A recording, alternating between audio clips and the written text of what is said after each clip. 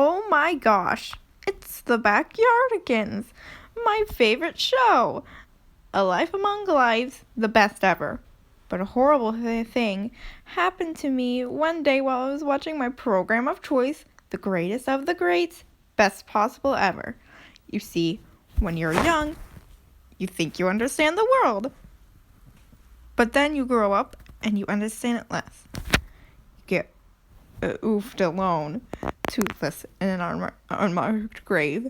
Yes, listen. No, listen, I'm doing it my way. Okay, this episode is titled The Backyardigans Get Murdered. I found this at a yard sale 20 years before the very first episode ever aired. I don't watch it, but here it is. The intro is the most disturbing. The Backyardigans are having a pool party, but Pablo is clearly dead. His tongue is hanging out of his mouth. He has flies buzzing around his head, and there are X's in his eyes. I was shocked. This wasn't the episode I wanted to know. The moose was crying, his hands were in his face, and he was bleeding from his side. Get ready for crappy voice impressions. I want to be a pirate, he screamed. But he wasn't a pirate, he was just a crying moose.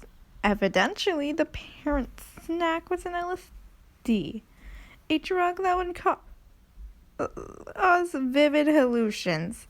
The parents would all drug their children. And when they went to the backyard, they would have horrific drug-induced fantasies. I'm not a moose, Tyrone screamed, fell over as the hippo, whatever that purple thing was, began to scream. Tyrone slammed his head into the grass, demanding to be human. Pablo's propeller hat laid on the floor, covered in ketchup and ants. Nobody claimed the body, Uniqua screamed. She was holding up a realistic picture of the Backyardigans in puppeteering costumes, staring lifeless dead. Austin the kangaroo refused to eat a snack, so the parent shot him in the head. You just see a gun in the door frame, a loud banging, and he laid there dead. Tasha was screaming, running around the yard with an ice pop before she fell down crying, and her neck looked broken.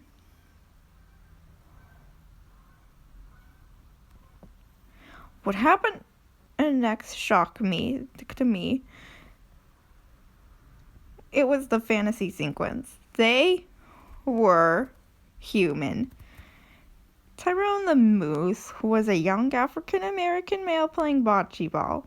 Little Pablo was an immigrant of presumable Hispanic descent, and young Austin was a transsexual little person with diabetes. My question is, did they not even remember what the heck it was with Uniqua and Tasha? That's just my prediction. What happened next shocked me. I almost ejected the VHS tape. The animals fell on the floor, and a man with a butcher knife came in and started hurting them towards a flaming barbecue pit for what he called the slaughtering of the Backyardigans, or the St. Patrick's Day luncheon. Sherman claimed he wanted to be a pirate in the Spanish Gold era. Someone stabbed him and he fell onto the barbecue grill. They were making them into hamburgers? I don't want to be a hamburger, the hamburger screamed.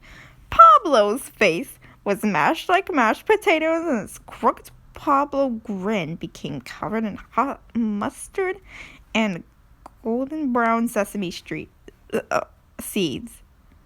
Help me, he screamed. The others were cooked as well. And then some festive barbecue music began to play. Festive barbecue music began blasting as the CGI barbecue character screamed under the hot coals. The Clintons walked in. It was unmistakably Bill and Hillary Clinton and Mark Zuckerberg, the founder of Facebook. They began partying, dancing, preparing sausages, and dancing. Austin started to vomit and fell on the floor. Then one of them spoke at a low, muffled tone. You're saying the Backyardigans were just in the backyard because they were going to be barbecued and those vivid hallucinations were from drug-induced psychosis? Well, butter my biscuit. That's the worst thing I've ever heard. A man in a monocle who looked like the Monopoly Man. No, it was the Monopoly Man. Began to laugh loudly. The ghosts are now shown. The ghost of the Backyardigans, trying to get back into what remained of their bodies, moose bones, baby skeletons, discarded taco shells. A futile attempt to get back what can never be returned. Something was burning in the kitchen and one of the houses burst into flames. I just wanted a show to watch. I just wanted to sit in my backyard and watch the Backyardigans. My whole life was leading to this moment. One VHS that would make me quit all VHS. A complete total loss of what I consider daytime TV programming reality. And then it happened. The Backyardigans woke up. That was a fun and make-believe scenario, Pablo exclaimed. They weren't dead, drugged, or eaten. It was an imagination sequence. Something they supposedly imagined. And they were all fine. Drain brainage, Warman's hissed. What disturbed me was that there was a pentagram clearly sketched on the floor. What looked like human skulls. Human skulls drawn highly realistically with lit candles. With lit candles sticking out of holes drilled into the skulls. Why were Masons in this program? What the heck does Freemasonry have to do with anthropomorphized animals, eating snacks, and playing in the backyard? I want cookies, Uniqua exclaimed. Juice is my favorite, Tyrone giggled. I want to sit on the right hand of Lucifer, Pablo chortled. And then they went in to get their snack. Were they joking? What was the joke? They were all laughing, drinking, eating their cookies, and partying. Having so much in the backyard, those Backyardigans.